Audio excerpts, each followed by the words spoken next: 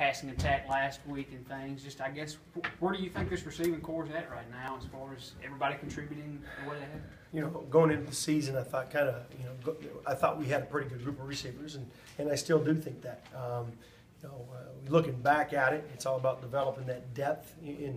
One of the things we talk about here at Mississippi State is making sure we maximize the potential of each individual, and it takes time. It takes time. Everybody wants to walk into that situation and be the guy right away, but if you take a look at each one of these individuals right now, I'll go through the top 6 guys that are playing right now, between Donald, between Malik.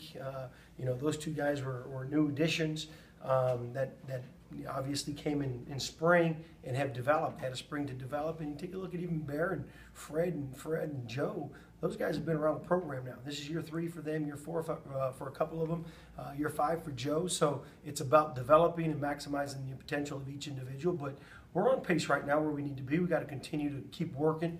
But I'm excited about the group of guys that I do have. Different guys have had big games each week, but Fred Ross just been consistently out there, just making plays every game. You know what? It's all going to be based on what kind of the defense and what they're playing, and we're going to take what they give us.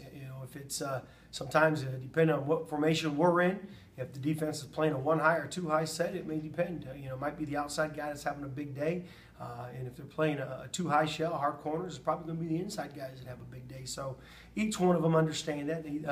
I think coming out of high school, that's one of the hardest things to convince wide receivers is, they all want the ball, which I'm glad. I want guys that all want the ball, but we have one rock, and it's going to be distributed equally based on what they give us. Some days, some guys, the first game, Bear didn't have a big game receiving, but I'll tell you what, Bear did a great job blocking. And then you take a look at some of the efforts. Donald had a great game last week, but he turned around. He had some big blocks for us as well too. So, I get equally excited about the blocking as I do as the big catches and the big plays by the wideouts. You talked about Bear not having a big game in that first game, but he came back in the LSU game and had a really good game and stepped up when y'all needed him. Is that just progression of a guy like him where he knows when it's his time, he comes and plays?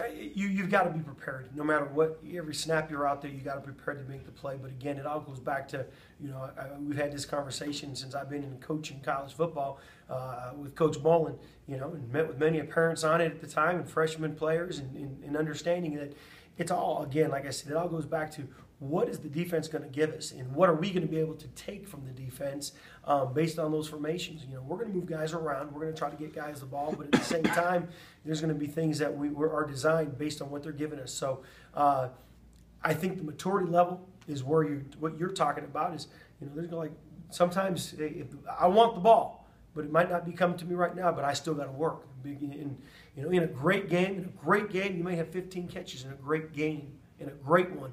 So that means you've got 60-plus other times where you don't have the ball in your hands, so you better be blocking for your teammates. What stands out to you about Auburn's defense after studying them a little bit so far? They got a good defensive front right now. You take a look at it, and they're solid across the board in my opinion. They're very solid across the board. But you take a look at number 1 up front. He's strong, he's quick, he's powerful.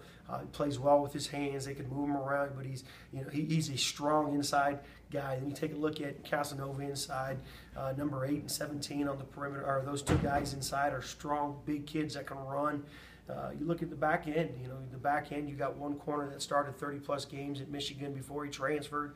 You got another young man that started 6 games as a true freshman at Georgia. The other safety led the team in tackles last year. And then you look at the other corner; he's an All-SEC corner. So last year, so you got a strong veteran group of guys out there. But again, we've just got to execute, and I think that's one of the things we've talked about last week. We got to be able to strain, maximize every play to the fullest, and execute. The little things are going to be the things that make the difference for us this week.